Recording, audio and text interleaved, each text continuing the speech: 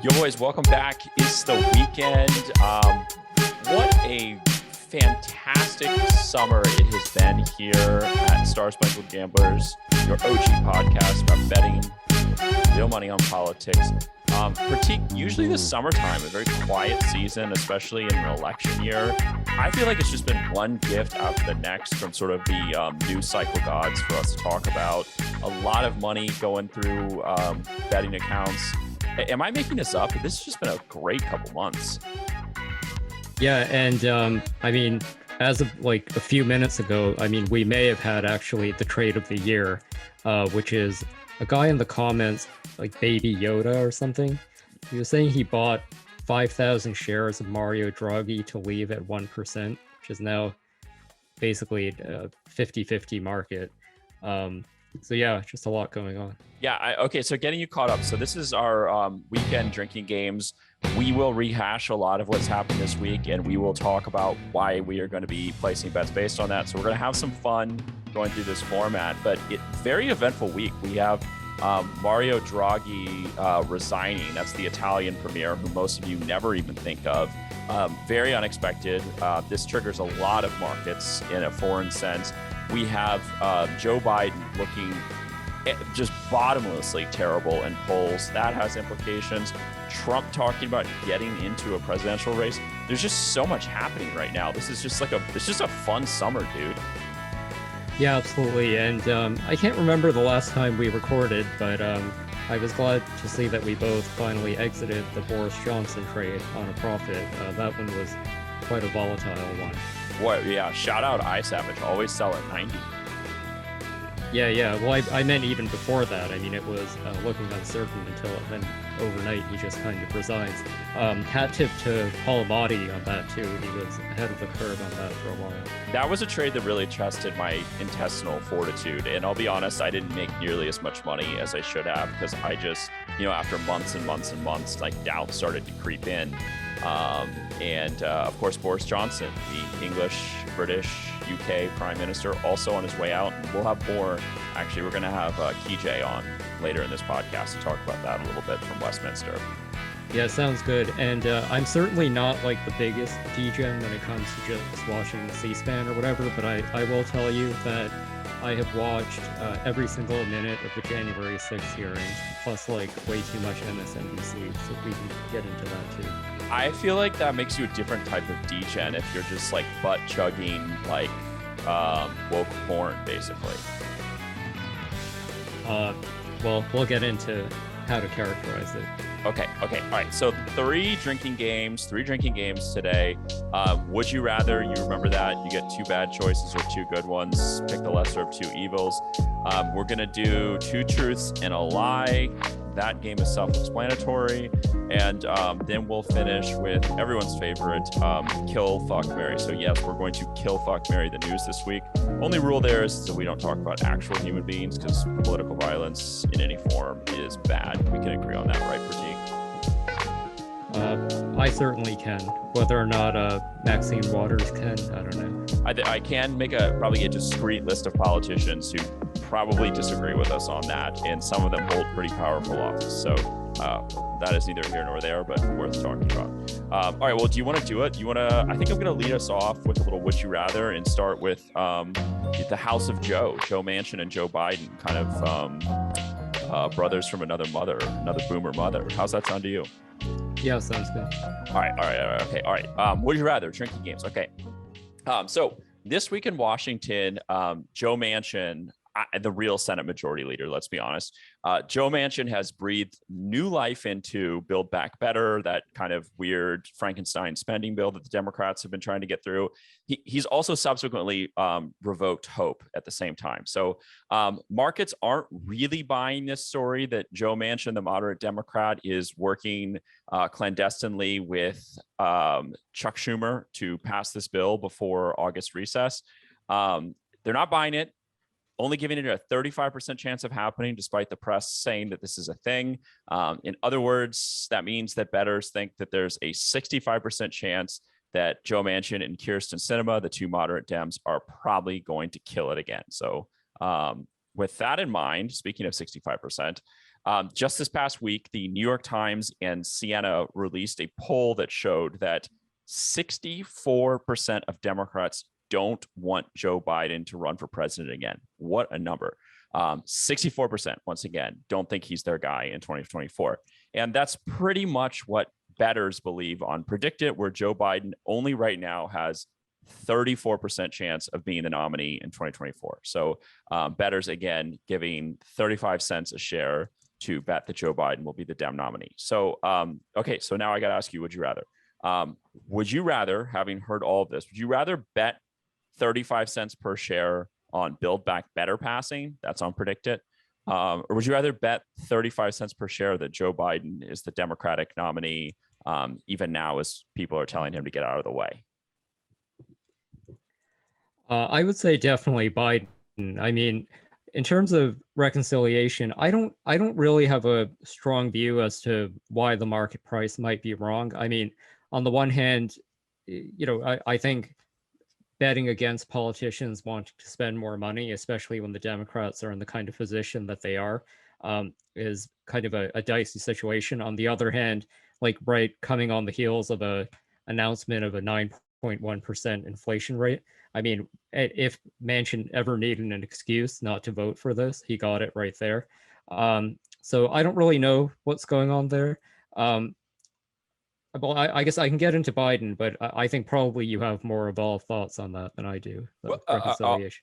On reconciliation? Yeah.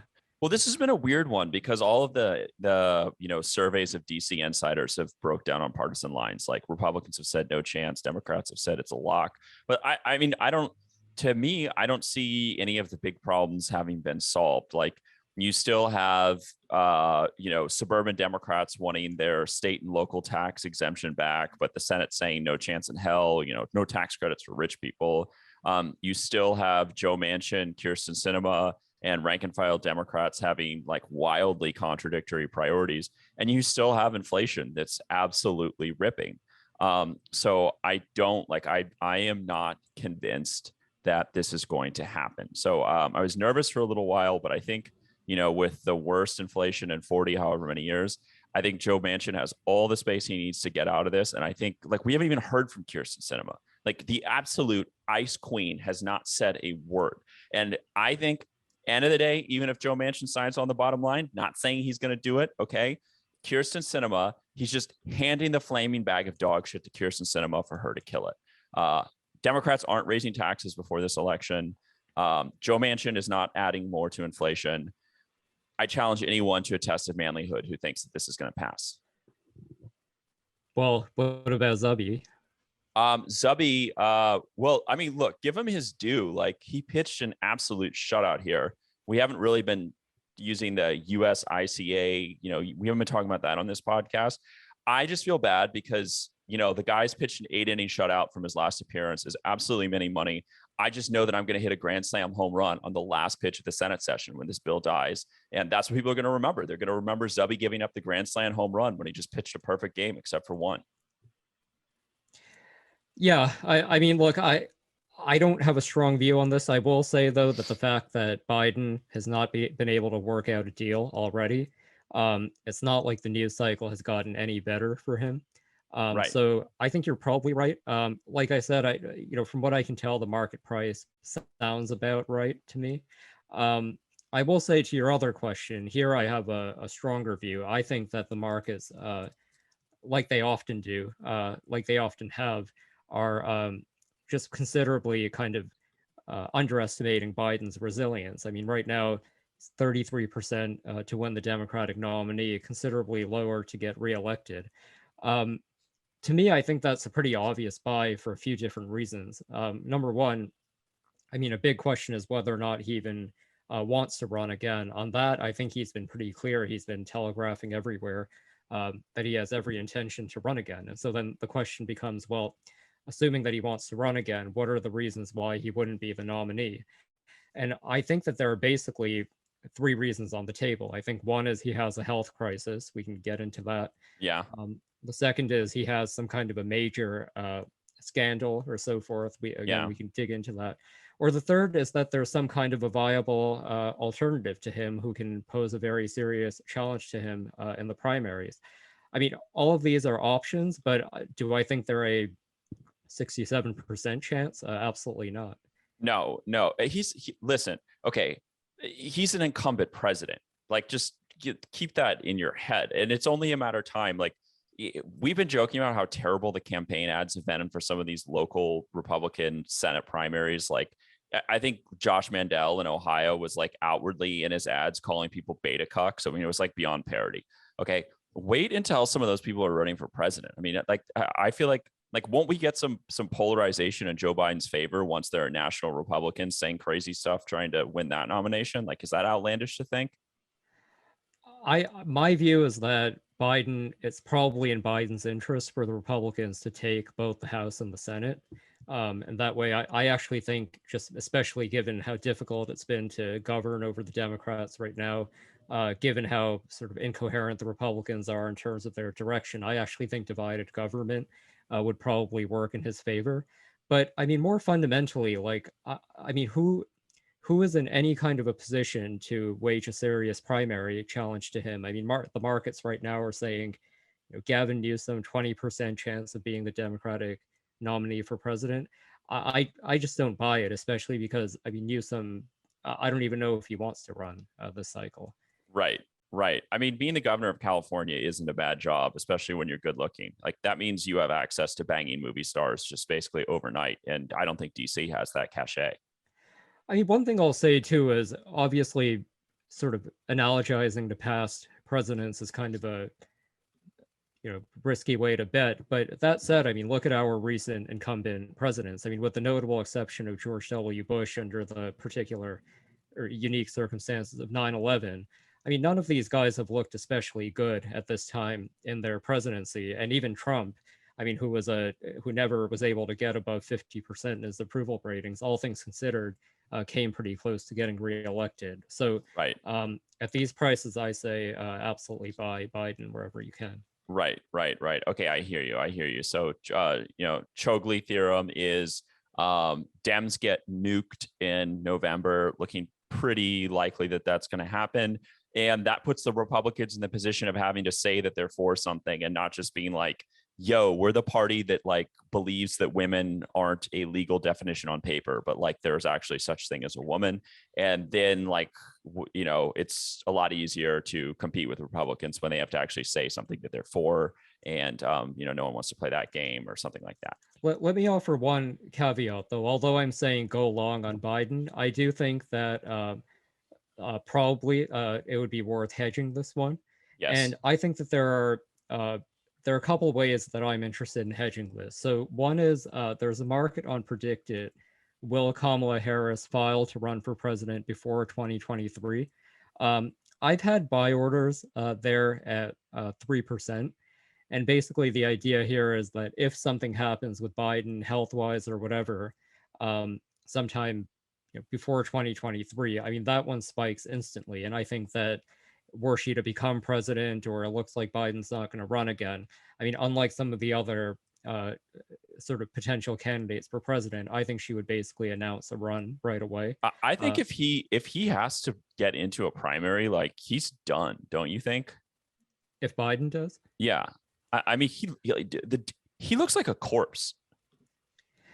Yeah, but it depends who it is. I mean, Bernie Sanders has already said he has no interest. Right. I don't think a guy like Gavin Newsom, who at the end of the day is an establishment guy, young, has plenty of time. I don't think he's going to do it. So I think that if anyone, he's only getting sexier with his hair kind of graying a little bit. So it could work in his favor, right? Yeah, but by the way, I mean, the whole slicked back hair thing, like, I don't get it. I think it makes him look really sleazy. Maybe no. I think it makes him look like a bad guy in a Marvel film, and I'm all for that. You think that plays among Democrats? I think you know what? He's probably the modern version of like a guy in leather for Democrats. Like, just the fact that he's like a tall white male is inherently dangerous to progressives. So yeah, I mean, maybe if he could get a motorcycle too, it would totally clinch his position in the party. Yeah, well, look, I mean, on Predict It right now, I mean, the markets are saying, the likely alternatives are Newsom, Harris, Buttigieg, Hillary. I mean, and then That's a pretty weak list. Yeah, and then I mean, you have basically non-starters like Stacey Abrams at 4%. So Right. my view is that were Biden to face a primary challenge, I think it would come from basically one of two places. I mean, one, it might be like a progressive, symbolic kind of a challenger. I don't even know who that would be. Or it could just be someone like really random trying to build their national profile. Right. Maybe they'll take off or something, but that even a good scenario there looks like maybe they get 20%. Yeah. Well, I mean, we're back to one of the most underreported stories in history, which is those losses that the Democrats experienced in 2010 and 12 and 14 at the state and local level. I mean, it's just like a lost generation. There's almost no one to fill that void of all those people who got beat, in those bad years during the Obama presidency. It's just, I guess it'll just be years before that's kind of washes out. Yeah, I will say to predict it, if you're listening to this, and also, well, let me see on I don't think Polymarket has a line on this yet either, but in any case, Governor Pritzker from, is it Pritzker? Yeah. Yeah, Pritzker Money from bags. Illinois. He should be in any of these markets. Right. Yeah. Both Predict and Polymarket have not added him yet, as far as I know. So yeah, especially if he starts that losing would be weight. worth. If he gets a little skinnier, he's thinking about it. Okay, all right. Well, let's move on. We spent too much time. I'm going to summarize this. Build back better. Hang the done chain on it. I think official forecast is the Senate will pass that election bill that makes it impossible for the next vice president to nullify the vote like they wanted Mike Pence to. They'll call that their late session victory. They'll let Sweden and Finland into NATO. They'll call that a victory too. And these two sort of sack of shit bills just aren't going to go anywhere. You have spoken exhaustively and clearly about Joe Biden. What do you say we move on to Donald Trump? Okay, sounds good. Okay, all right. So according to a report in the Washington Post this past week, Trump's advisors, we're quoting them here, said there's, quote, a 70-30 chance that the former president will announce a run to return to the White House by Labor Day weekend. So 70% chance Trump gets into the presidential race this summer. Of course, this comes after Roger Stone told the press he'd announced in July. So like a lot of things out of Trump world, take it with a grain of salt. Meanwhile, the January 6th MAGA riot committee keeps holding hearings.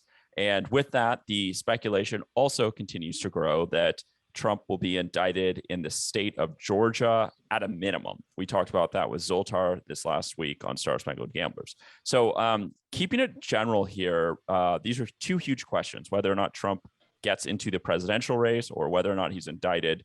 Let me just ask you, Pratik, would you rather bet on, I don't know, trying to time Trump's presidential campaign launch, or would you rather bet, generally speaking, on when he might be indicted? Yeah, so these are both interesting questions. I mean, I think the starting point to think about is whether or not you think both or either of these scenarios are even going to happen at all. My view, as I've talked about in the past, I think an indictment of Trump is very, very likely. I would say like maybe 80% plus. So to me, this is almost purely a timing play.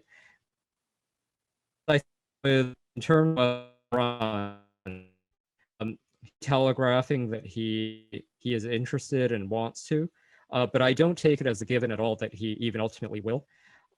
I guess what I would say in terms of how to bet this is I don't think either of these are going to happen, especially soon. But I think the indictment will happen at some point. And so the way that I would bet this one is if you look at, so the way you can bet on the timing of Trump's announcement, there are different dates between Predicted and Polymarket. There is, I think, like a September 1st deadline, October 1st, and then end of the year. End of year. Oh, sorry. I screwed all that up. I think we need to start that over. Do you want to just start from the top? Yeah, sorry about that. All right, yeah. Just start from the top. So you're responding to, would you rather bet on the timing of a presidential campaign or an indictment? Yeah, so I mean, I think the first question to think about is whether or not these situations will happen at all. My view is that an indictment of Trump is very, very likely. I mean, I would say probably over 80% between Georgia and the federal indictment. So that one to me is largely a timing question.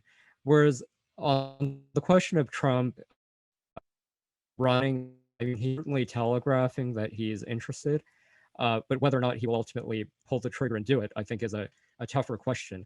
Um, the way that I would trade this one is I think that the markets are overreacting on the possibility, not necessarily of Trump announcing, but of announcing in the near future. So what I would do is try to short the possibility of Trump running, not with the intention of holding that particularly long, but I think that just the fact that the reason why I don't think he can announce quickly basically has to do with campaign finance implications. So, like right now, I mean, he's getting a lot of different perks by not being an official candidate. Like, I think the Republican Party is kind of working with him to fundraise and they pay for a lot of his legal bills and so forth. He doesn't have all that many disclosure requirements, all that basically. He So has to forego once he what you're starts saying to become an is official candidate. So I would say, like, yeah, what you're saying is once he's an official candidate, he can't fundraise so that he can refurbish his airplane, like we recently saw on Twitter. yeah. I mean, among many other things. So what I would say is, like, right now on predicted, there's a market. Will Trump file to run for president before 2023? What I would say is buy no right now in the low 40s. And I mean, I think the market is going to kind of inch up by the end of this month. And I would even say kind of hold it at least through like mid-August or something, kind of approaching Labor Day. I don't think Trump's going to announce that early, but if it looks like he might be, you can bail. But I think that you can just kind of buy the panic and then sell it once the market stabilize a little bit. So hold on, can I slow you down for a second here? Yeah. So we just had Zoltar on this podcast saying Trump won't get indicted. Are you just at odds with Zoltar? I thought you guys were friends. Well, if I recall that episode, I think what Zoltar is saying is he thinks Georgia indictment is very likely, and I agree with him there. I think that's more or less an eventuality. It's only a timing question. And by the way, I agree with Zoltar too that I don't think that's going to happen by September 1st, Okay. which is the predicted deadline. I Okay. think that probably Zoltar and I have a bit of a different view on the possibility of the federal indictment. Um, I mean, in fairness to Zoltar, a lot has changed, but when you look at the new evidence that came out in the last hearing of the January 6th committee, I mean, you now have, on top of everything else, indications that Trump is engaged in witness tampering and so forth. So my sense is that probably Garland is going to indict, but I That is don't think bold, it's dude. That is bold that a sitting president will indict his predecessor. Yeah, I mean, I don't even know if he wants to do it, but I just think it's so overwhelming at this point. I don't really think he has a choice. And I think that market probably spikes after the Georgia indictment. So I think that the way that I would trade this one is to go on Polymarket, and there's I mean, they have different options on like by when Trump would get indicted. Um, you can get Trump to be indicted by the end of the year in the high 20s by December 31st.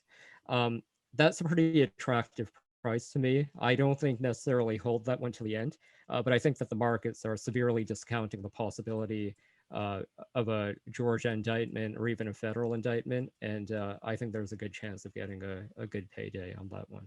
Okay. So like walk me through. I'm trying to like head fake the head fake here because I feel like the one thing Democrats can agree on is that like a world where Donald Trump is the president is not a world worth saving. So if they were to indict Donald Trump, like wouldn't that create a situation where Donald Trump would be kind of a martyr and fundraise off of it? So like maybe it's a don't pet a sleeping dog situation, or do you think that White Houses actually care about the rule of law and it's important for them to follow the Constitution? I know it's been very controversial that the Supreme Court has actually been ordering the Biden White House to follow the Constitution, but maybe in this case that's it's a good idea for them to keep not following it and not indicting Trump or something. Or I don't know. I'm not a lawyer. You're the one who knows about this. Well, so I mean the internal dialogue that you had there, I think, is probably the kind of discussions that were happening in Nancy Pelosi's office in the context of impeachment. Yeah. But I mean, this is sort of the problem for Trump, and I think what the markets are missing is that this is far less of a political question than it is a legal question at this point. So I mean, where I see basically vulnerability, I mean, in other words, so you have a bunch of lawyers with a legal obligation making these decisions, which is a very separate question from the politics. I mean, I think basically you have three vulnerabilities for Trump. You have Georgia, which I think is the most imminent. There, the prosecutor has made it very clear and has every political incentive to go forward with this, and I think has a strong case.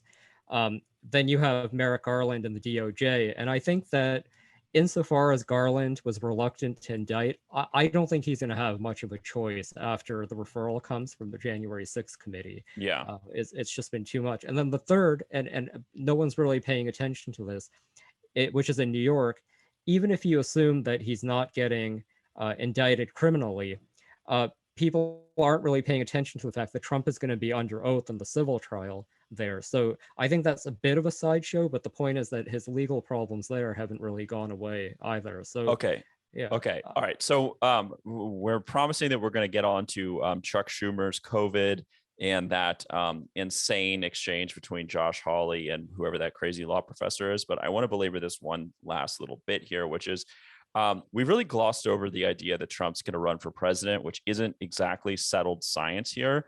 And I don't know the campaign finance law here. And I think it's important because what is Trump's income stream if he can't continue to fundraise from his base? And to me, that's an important thing here, which is like, how can he suck as much money out of his followers before they move on to a new shiny object as possible? And does that require him to run for president to continue to take money from them? Do you know anything about that? Okay, so yeah, I mean, I think actually we should spend a little bit of time on this, looking at like what are the rationales for running early versus not, because that's kind of the core question here. I mean, from what I can gather from these press leaks and so forth, I think what the rationale is for an early announcement is basically to use this as kind of a strategy to stave off a lot of Trump's legal problems. So you're seeing like reports coming from inside Trump world. They want him to announce before Lindsey Graham would testify in Georgia, for example, or that would be kind of the picture there. The other would be to like they want to make him into a martyr, like we were just talking about. Yeah, like raise the political stakes, I think, of an indictment, but also perhaps equally important, which would be to send a warning shot to other Republicans about that there are going to be consequences to speaking out against Trump. So I think that's the pro side of it. I think there are two compelling reasons, though, for him not to announce. The first is that I think this is the last thing that national Republicans want going into a friendly year in the midterms. Yeah, but since when does he care about them? I think that he has always cared and will continue to care because so much of the party apparatus now actually matters to him. I mean, we're not talking about a early 2016 situation where he's just kind of the lone guy on the outside. He's in fact highly dependent on maintaining a grip over the Republican Party. So I do actually think he has to think about. Well, but here's something everyone's bitching about. I've been in DC for a little bit. Is Trump raises like $100+ million a year off of the standard GOP platform. So like having Trump in the mix is a net suck on other Republican candidates because he just raises and disperses so much money of his own. So like, why wouldn't they want to push him out so that they can just, get on the grift train and keep that money for themselves? I mean, there's no question that I think the vast majority of people in DC right now don't want Trump to run. And I think that if Trump runs, I mean, this entire narrative about Republicans going soft on him, I mean, I think that story is going to change very quickly, because almost overnight he's going to go from being like someone who, sort of uh, allows them to navigate, or he's kind of essential to them keeping their job. But the minute he's standing in the way of them running for president, I mean, I think it's pretty clear that a whole slate of people are going to run for president in 2024, and I don't think they're going to hold back This, on I mean, Trump. this just sounds like the beginning of like a season of The Wire or something, where like the Avon Barksdale, or like the heavy hitter drug dealer, gets out of prison after being gone for a few years, and it's just an absolute bloodbath in the streets for like, who controls Iowa and who controls New Hampshire and who controls the Chamber of Commerce, and like that it's gonna be ugly if he gets in. Yeah, I mean, look, think about like the people who are going to be running for president, right? Like, very few of them have an imminent reelection to think about in their home state. So, what does it cost them to go after Trump? I mean, I think this is the time they'll do it. Um, I do think I want to briefly mention the campaign finance side of it. So there are two sides of the coin here. As I talked about just now, I mean, there are very bad consequences financially to getting in any earlier than you have to, which is why, candidates go through the process of having an exploratory committee doing all of that. The other side of it, though, is that if Trump goes out and says that he's running, which is entirely possible given just his penchant for not being disciplined, um, he could be in terrain there where he may be forced by lawyers to announce earlier. But I think it's much more likely than not that he's ultimately going to follow the advice of his campaign lawyers and delay the announcement as long as he can. Okay. All right. That is gold. Let's move on. We're giving ourselves a long leash. Our audience is entitled to a quicker sprint. Let's talk about Chuck Schumer. We're really just talking about all the big dogs this week. So two truths and a lie about Chuck Schumer, the Senate Majority Leader, Democrat from New York. Chuck Schumer has COVID right now, so the Senate is even more of a shit show than it is historically. Two truths and a lie about Chuck Schumer's life. Very powerful man that we need to understand. First, it is 2022. Chuck Schumer still uses a flip phone. He's hitting you from that razor, bro. Truth number two, Schumer actually ran for Senate at the suggestion of Geraldine Ferraro. So that was Walter Mondale's VP pick, a woman who was kind of a big deal in New York politics. She was the one who pushed him into the Senate race when he thought he was a little too young, but guess what? He won. And then lastly, Chuck Schumer's tied with Teddy Roosevelt, the Teddy Roosevelt, for the youngest member of the New York Assembly in its hundreds of years of history. Do you want to take a whack at that? Two truths and a lie? Well, I'm not sure about any of these. You don't think he's a flip phone guy? Like, he's kind of, he's like a teacher's, sixth grade teacher glasses guy. He's got like the funny Brooklyn accent guy. Like, don't you think that guy might have a flip phone? Yeah, but he's such a media whore, and like he seems to be a pretty smart guy. I mean, given all the opportunities of getting press with new technology, could he really forego that? I don't know. That's true. Also, if he wanted to be very Brooklyn and very retro, he could be a pager guy instead of a flip phone guy.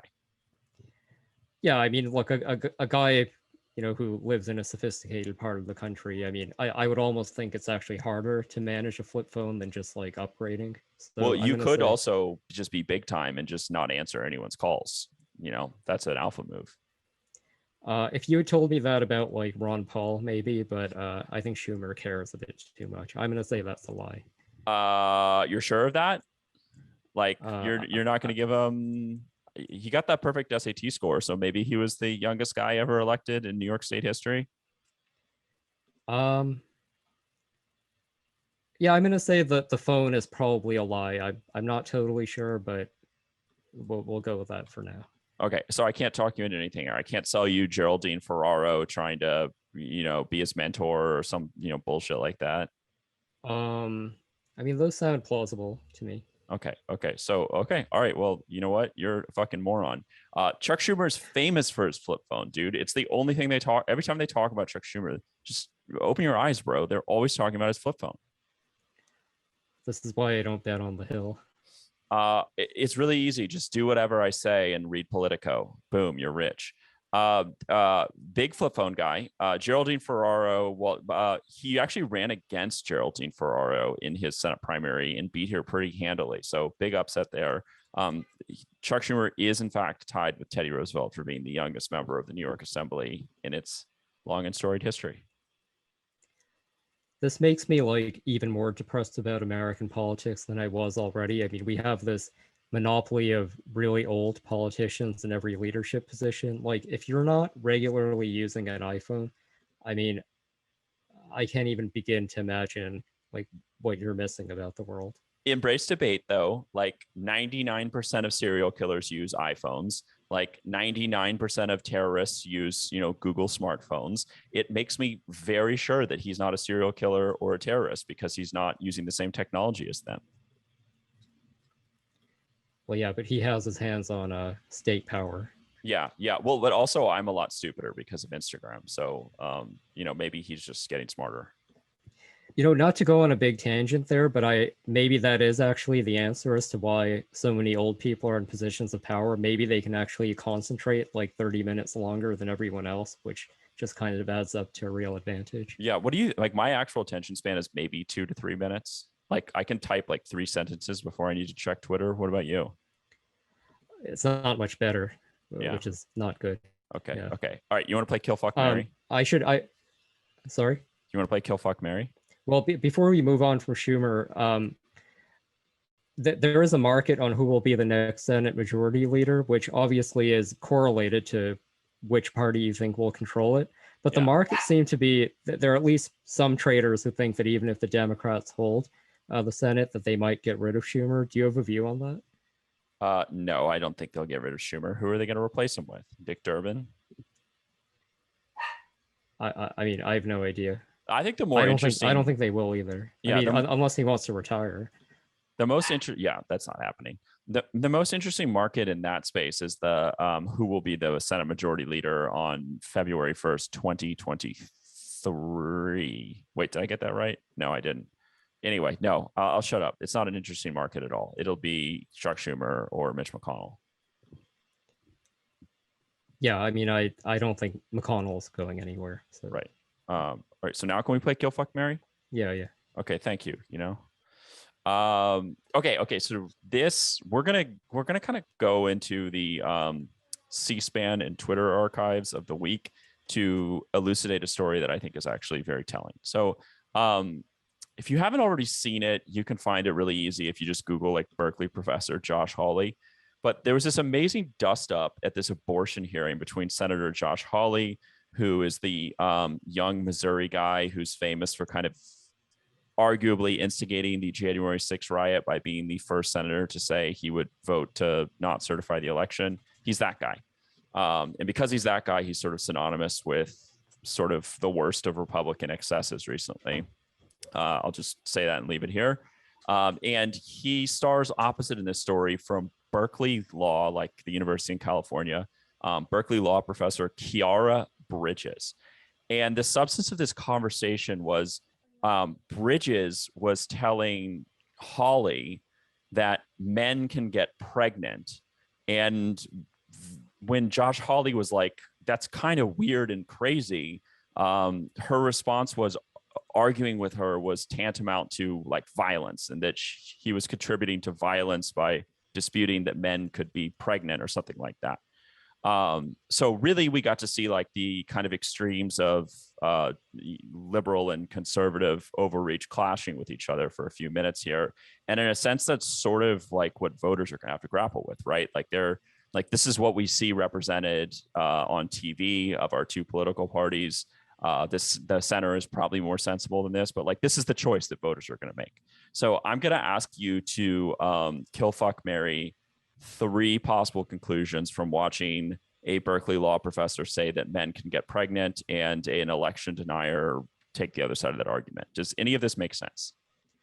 Yeah, and by the way, for those who didn't follow the story, what Keen just said is not an exaggeration. Literally, the professor accused Hawley of using language that was like violent in nature, and they had a whole back and forth about that. So it was check it out. It was absolutely crazy. It was beyond parody. Okay, so 3 possible resolutions. We're gonna kill, fuck, marry them, but not the human beings. Okay, first one. Number one, Republicans are gonna win the Senate this election because at the end of the day, anti-democracy, pro January 6th Republicans are really they're just like a Fox News thing. They're not really involved in people's lives, whereas like crazy woke people interrupting you and correcting your speech and saying men can get pregnant are really annoying and are a fixture in our lives. So, woke people more annoying, Republicans will win the Senate. Explanation number two, the Dems are going to win this election. They'll lose the House, but they'll hold the Senate, maybe hold a couple key governors races. They're going to win this election and overperform because the Republicans still have way too much Trump stink on them. The MAGA vibes are real and people just aren't ready to trust Republicans again. And there's plenty of literature to suggest that. And three, this whole exchange doesn't matter at all, because at the end of the day, the election is just a referendum on Joe Biden. And, as his fortunes go, so too will the election. Do you want to throw any of those out? Go ahead. Yeah, I do want to throw the third one out. And I think that especially from a gambling perspective, the reason to me that it at least may matter a little bit is because I think there's actually a rationale to buy Josh Hawley lottos at 1% on running for president. And this dovetails sort of nicely with our earlier conversation. I mean, Hawley to me is kind of the epitome of someone. He was certainly ready to accommodate and be a toady for Trump while he was a US senator and Trump was the president. But I think ultimately he's someone with presidential ambitions, and I don't think that he's going to be deterred from running or hold back necessarily, regardless of what Trump does. And you're already seeing that Trump Hawley dynamic playing out a little bit in the Missouri Senate race, where Josh Hawley endorsed Vicky Hartzler, but Trump has now ruled out the possibility of doing that. So he endorsed the incumbent, who's kind of a longtime Republican in the House, but Trump is still flirting with that. Who's the guy who like beats his wife and like parades around with guns saying you should kill rhinos or something? Isn't that who's that guy? Eric Greitens. Okay. Yeah, so Trump might still endorse the wife beater, kill other people guy. Yeah, I mean, the markets think that more likely than not, Trump's going to endorse Eric Schmidt, who is the front runner. But the point is that Hawley, regardless of what he does, he and Hawley are on a different side. And so the question then is, well, how is Hawley going to wage a national run for president? And I think it's exactly what you've said, that he wants to get over the stink of the January 6th kind of thing and do it with culture war clips like that. So I do think it matters. I'm kind of on the other side. I was actually going to marry number three. What's the argument? Well, I was going to marry it because, I mean, you just like look at every poll, like the things people care about are inflation, gas prices. I don't know what the polling term is for like runaway wokeness, but I don't really think that there's that big of a constituency in this country for people who actually think that like there's no such thing as sex or gender, or, like affirmative action is very unpopular in America. Like all these kind of like woke priorities are just like, there's not really a constituency for them, but there's a huge amount of concern about what, just kitchen table issues. So I think that ultimately it might be inconsequential, this exchange. So I think where I would take partial issue with that, though, is that it seems like no matter how bad Biden's, first of all, I mean, I agree with you that I think culture war excess is part of the reason why Biden's approval ratings are low. But what you're also seeing is that in the Senate races, Democratic incumbents, Democratic nominees are polling considerably higher in many cases than Biden. And on the flip side, many Republicans who should be well positioned to win, notwithstanding the fact that they have a Biden advantage, just are not doing very well. You're simping for number two right now, Pratik, that the Trump stink is very much still on Republicans. Yeah, I think so. So the reason I would probably marry that one, not because necessarily I think the Democrats are going to hold on to the Senate, but the way that I am betting that insight is if you go unpredicted and look at the market which 2022 Senate race will be the closest, I think these prices are actually very much off because the markets are basically saying there's a 25% chance it's going to be one of Georgia or Pennsylvania.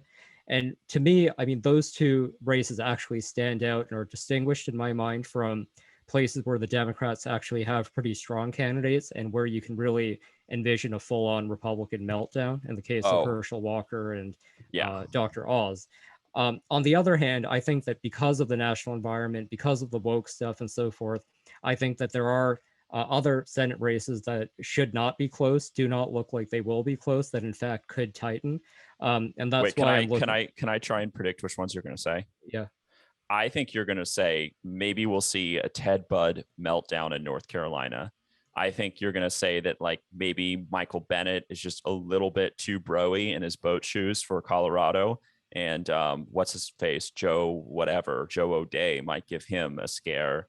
And I think you might also be talking about Ron John in Wisconsin, maybe not being the man for the moment to hold for the Republicans. So I actually I haven't followed North Carolina that closely, but I mean I would say I am actually interested in all of these. I mean I think Nevada you have actually a good Republican nominee, but you have a good Democratic incumbent senator in a state where Democrats have a good machine. But I mean I think Arizona could be very close. I think Blake Masters is a problematic candidate. New Hampshire, I think that that one right now it doesn't look close, but the Republicans could come up Bro, with what's some. going to happen is election day is going to come, and like I think all of these ones you're listing are going to go one way or the other. Like I think it'll either be like I don't think it's going to be like the Republicans and Democrats split the states you're talking about. I think all of these states will fall the same way. No, I disagree. And I certainly wouldn't bet that way. So, for example, you look at Missouri. I mean, even if you think Grayton's probably is not going to win, I mean, this is, I think, a good way to hedge by that one at 3%, because I think if Grayton's does emerge as the nominee, even Yeah. Missouri could be close. I mean, Ohio, I don't at all take it for given that JD Vance is going to win by a big margin. I mean, the Oh my polling God. certainly. When did you get so woke, dude? Well, I mean, the polling is showing JD down right now. Like now, I think the Just mark. Yeah, go ahead. just wait until that Peter Thiel money hits the air pumping him. Tim Ryan has been around the block. He's not going to be a US senator. That's just name ID early in the race. So to be clear, all I'm saying is buy Ohio at 4% to be the closest race. I think that's considerably Wow. underpriced. Woke critique here. Yeah, Colorado, I would take at 6%. Yeah.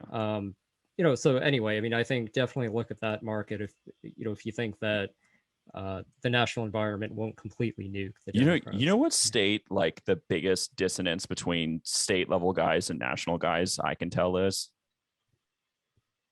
Like What's that? no one, I haven't met anyone in Pennsylvania who has any doubt about Dr. Oz. Like they all think he's the guy and he's just going to win that in a walk.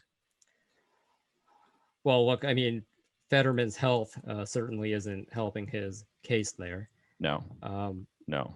But you're saying people in Pennsylvania are telling you Oz is going to win easily?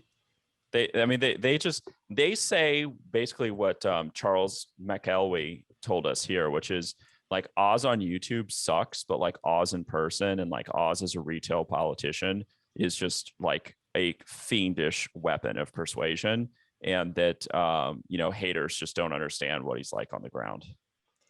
Yeah, but I mean, isn't that also what people say about Fetterman? Yeah, but Fetterman's running uphill. Yeah. Yeah, I mean, I don't know. I think right now the markets have it at like a 56-44 Democratic advantage. Maybe we're starting to get too high on the Democrats there, but yeah. But I mean, the other factor to think about in Pennsylvania, the Republican gubernatorial nominee is a total nutcase, Doug Mastriano. Truly, so, truly, yeah. I just kind of think the Republicans they have a lot of self-inflicted wounds there, and this is kind of two races they probably should win that are not a given by any means. Right. Okay. So I think, well, you have killed my bride, which is none of this stuff really matters that much. I am going to it's kill fuck Mary.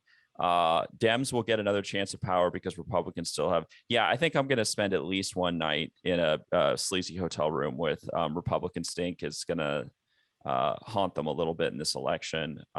And that just leaves woke is more annoying than MAGA. So Republicans have an advantage. I guess we both killed that. Or did you already kill? You already killed the one I liked. So which are you going to fuck? So the first one was Republicans win the Senate. People are tired of woke stuff. And, January 6th Republicans are just a call-in phenomenon on Newsmax.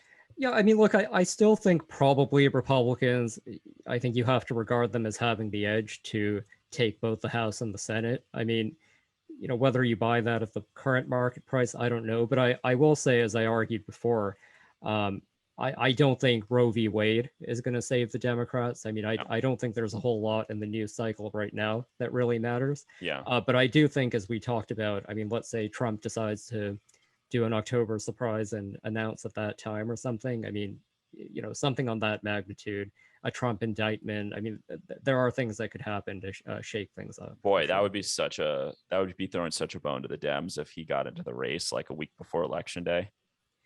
Yeah, and I mean, this is part of why I don't think Garland is looking to indict before the midterms, but I think a Georgia indictment absolutely is in the cards before the midterms. All right, well, there you have it. A little kill fuck Mary with long explanations about the electorate, and I guess I'll leave it at that. Did I miss anything? We're sort of at the end of the show, and then we're just going to go to KJ and get the update on Westminster. What did I miss? I think we're good. I think we're good. I think we're great, buddy. Okay, well, Pratik, as always, thank you for joining. Thank you for not saying goodbye to your fans and adoring listeners.